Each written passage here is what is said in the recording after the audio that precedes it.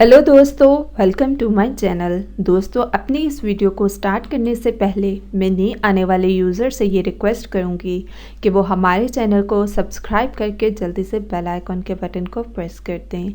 आज की इस वीडियो में मैं आपको एक ऐसा घरेलू टोटका बताऊँगी जिसको यूज़ करने से आप लोगों को बहुत होगा फ़ायदा। दोस्तों, आज का मेरा ये टोटका स्पेशली उन लोगों के लिए है जिनके फेस पे एक्ने हो जाती है।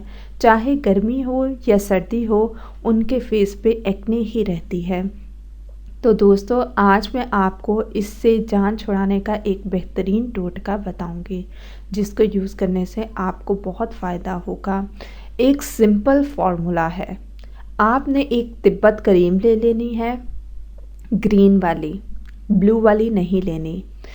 तिब्बत स्नो आपने क्रीम लेनी है। उसको आपने अपने पिंपल पे एक डॉट यानी कि मटर के दाने जितना आपने उसको लेना है और अपने पिंपल पे लगा देना है।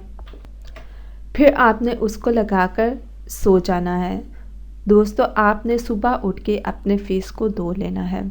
आप खुद देखेंगे जहाँ पे आपकी एक्नी होगी वो वहाँ की वहाँ ही रुक जाएगी, उससे ज़्यादा एक्नी नहीं होगी और कुछ दिन के यूज़ करने के बाद आपका पिंपल बिल्कुल गायब हो जाएगा और कोई निशान भी नहीं रहेगा।